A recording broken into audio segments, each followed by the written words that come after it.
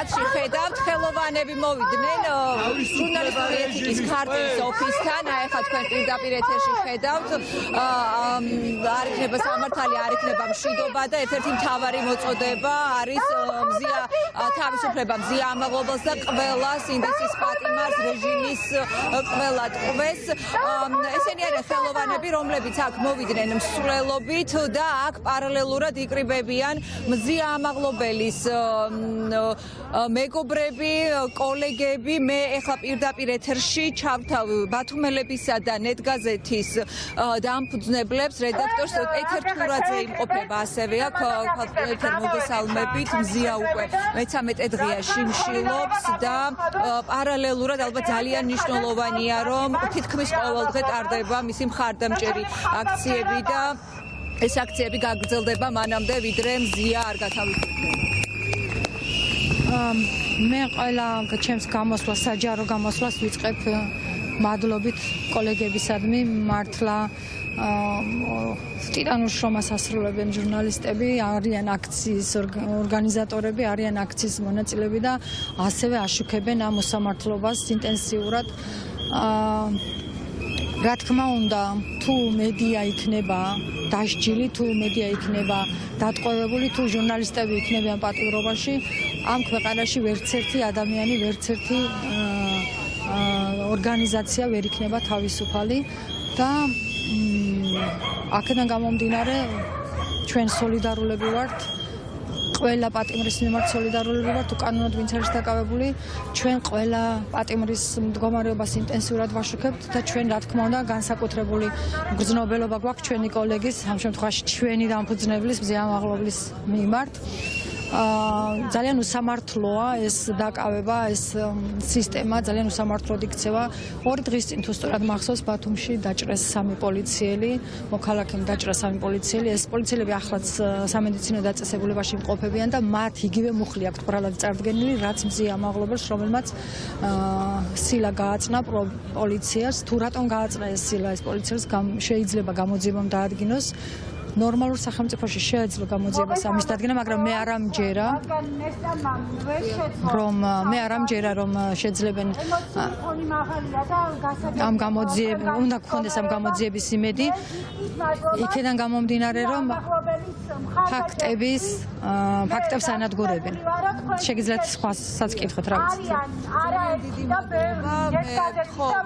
ნესტანსაც იქნება ორივე სიტყვა ვიქრას, ნეტგაზეთის წარმოადგენლისთან ალბათ ძალიან რთულია ამ დღეებში თქვენი გამოცემების მუშაობა, როდესაც დამფუძნებელი ახლა იმყოფება უკანონო პატიმრობაში და ალბათ ასევე ძალიან მნიშვნელოვანია ის მხარდაჭერა, რომელიც მისი დაკავების შემდეგ თითქმის ყოველდღიურად არის თბილისსა თუ რეგიონებში და რა არის ახლა რა შეგიძლიათ მიმართოთ ასევე პირველ რიგში ძალიან დიდი მადლობა კინოსფეროს წარმომადგენლები მოვიდნენ დღეს აქ, საიდანაც ჩვენ ვიწყებთ მზიას მხარდამჭერ მარშს და ძალიან მნიშვნელოვანია ის სოლიდარობა, რომელსაც ჩვენი გამოცემა და მედია იღებს სხვადასხვა სფეროს წარმომადგენლებისგან, ჩვენი მკითხველებისგან და მოქალაქეებისგან, ვისაც ამ ქვეყანაში სურთ დემოკრატია და სიტყვის თავისუფლება. ჩვენი სათქმელი კვლავ არის იგივე და მკითხეთ თავისუფლება მზიას, თავისუფლება რეჟიმის ყველა პატიმარს, ჩვენ არ გავჩერდებით და რაც არის მზიას გზავნილი, ვიდრე დროა ვიბრძოლებთ ბოლომდე. მოდით ვკითხოთ ახლა ასევე კინოსფეროს წარმომადგენლებს, ხელოვანებს, რომლებიც აქ იმყოფებიან, რომლებიც შემოუერთდნენ ამ აქციას. თქვენ ახლა უერთდებით და თქვენ ერთ-ერთი მთავარი მოწოდებაც ამ აქციის არის მხარდაჭერა მზია ამაღლობელის მიმართ და მისი გათავისუფლება. რამდენად მნიშვნელოვანი არის ახლა რომ მედია იყოს განსაკუთრებით მხარდაჭერილი, ვინაიდან ჩვენ ვნახეთ რომ ერთ-ერთი საკმაოდ გავლენიანი მედია გამოცემა, მის რედაქტორი დამფუძნებელი არის დაპატიმრებული უკანონოდ. პირველ რიგში თავისუფლება მზია ამაღლობელს, თავისუფლება რეჟიმის ყველა პატიმარს. მედიის გაჩუმება დღეს მართლა სიკვდილის ტოლფასია ჩვენი დემოკრატიისთვის, იმიტომ რომ მედია არის ხელისუფლების არაოფიციალური, მაგრამ მეოთხე შტო, ძალიან მნიშვნელოვანი შტო. სიმართლის ცოდნის გარეშე უიარაღოთ ხარ. ყველა ჩვენი ყველაზე დიდი ძალა ახლა არის, რომ ჩვენ ვიცით სიმართლე და ჩვენ ამ სიმართლეს ვამბობთ ხმამაღლა. და თუ კი მედია გაჩუმდება ჭდილში იმდენი ბოროტების კეთება შეიძლებათ უფრო მარტივად, ვიდრე ახლა ახერხებენ, რომ და ჩვენ არ გვეცოდინება ეს, რომ ვერ მოვემზადებით ამისთვის, პასუხს ვერ გავცემთ ამას, ამიტომ ძალიან მნიშვნელოვანი არის. ძალიან მნიშვნელოვანია თან, რომ არც ერთი ადამიანი ასე უსამართლოდ არასდროს არ მოხდეს საფრთხეობაში და ტყვეობაში. გადამწყვეტ ბრძოლაში ვართ ახლა. ჩვენი ქვეყნისთვის ვიბრძვით და ყველა ის ადამიანი, ვინც დღეს ტყვეობაშია, აუცილებლად უნდა გათავისუფლდეს, უპირობოდ უნდა გათავისუფლდეს და ახალი არჩევნები უნდა დაინიშნოს. მადლობა, გიორგისაც ვკითხავ, შევაფასებინებ, გიორგი.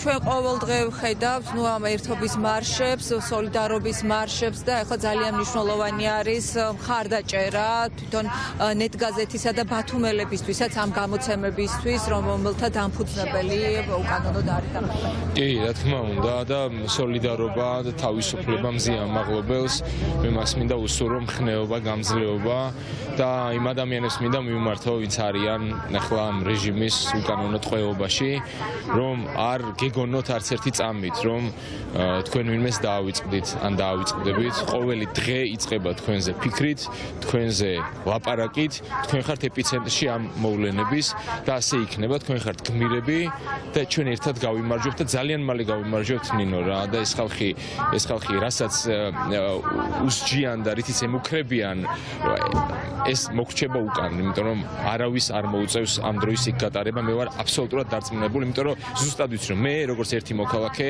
არ გავჩერდები და ზუსტად ვიცი 100,000 მოქალაქე ზუსტად ასე ფიქრობს და ზუსტად ამ განწყობით არის გარეთ გამოსული. ჩვენ გამარჯვების გარეშე არ დავბრუნდებით. ძალიან დიდი მადლობა. თეონე დოლენჯაშვილსაც ვკითხავ, მწერალი იმყოფება ასევე აქ. თეონე 53 უკანონო პატიმარი რეჟიმის ტყვე იმყოფება ახლა საპატიმროებში. თქვენ ახლა ამ წუთას ხელოვანები მოსული ხართ მზიამაღლობელის სოლიდარობისა და მხარდაჭერისადმი, თან თქვენ ერთ პერიოდი წარმოადგენდით პრესას, იყავით ჟურნალისტი, რამდენად დიდი მნიშვნელობა აქვს აი ახლა ზოგადად ქვეყნისთვის მედიის თავისუფლებას და ფაქტს, რომ რაც შეიძლება მალე გათავისუფლდეს მზიამაღლობელის დანარჩენ 52-თან. მზიამაღლობელმა ერთგვარი სინდისის სილა გააწნა პოლიციას და იმ ეგრეთ წოდებულ სამართალდამცავებს. მას სინდისის სილა გააწნა ამ ხელისუფლებას და ზიამაღლობელი არის ნამდვილად სინდისის პატიმარი. ზოგადად მედიის დაჩოქება, მედიის გაკონტროლება, რა თქმა უნდა არის რეჟიმის თავარი მიზანი.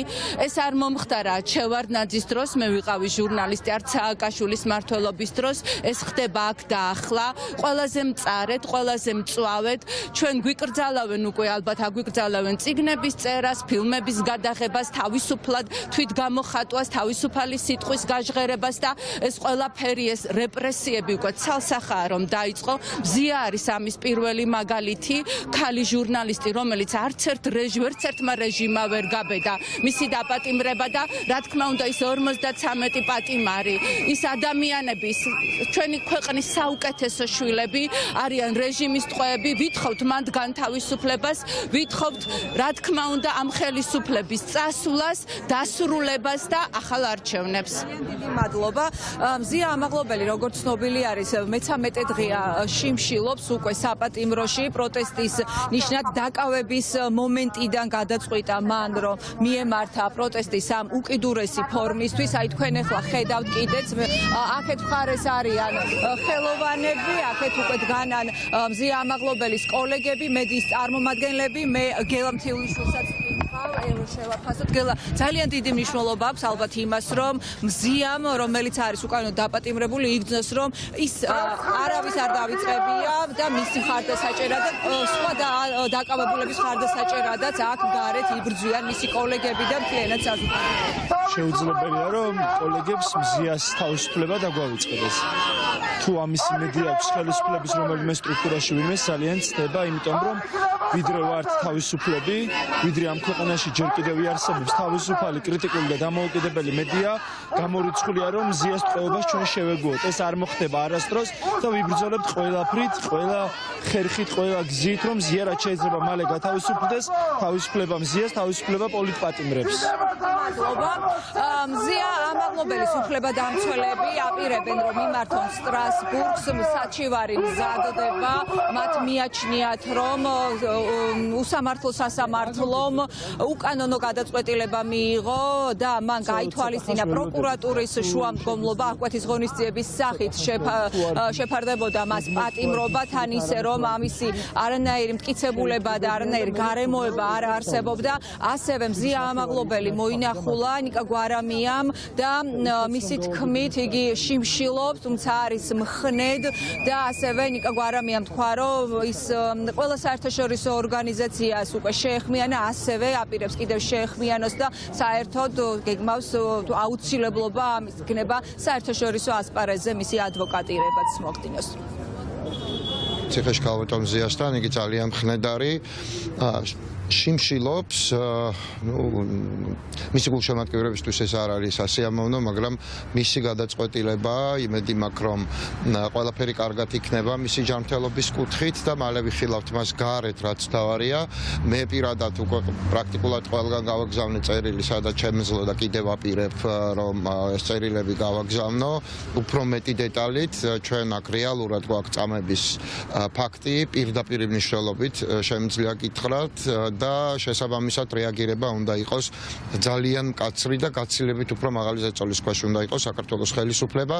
მე ვაპირებ რომ პირადადაც წავიდე და ქალბატონ მზიას ადვოკატირება მოვახდინა საერთაშორისო ასპარეზზე. აქ ძალიან კარგი ადვოკატები ყავს მას და რეალურად მგონია რომ გამოგვივა მისი გამოხსნა განსაკუთრებით საერთაშორისო ჩარევით. ქალბატონ მზია უნდა გამოვიყვანოთ ისევე როგორც დანარჩენი პოლიტპატიმრები, ცეცხლი ოლიგარქიას თავისუფლება სინდისის ტყვეებს.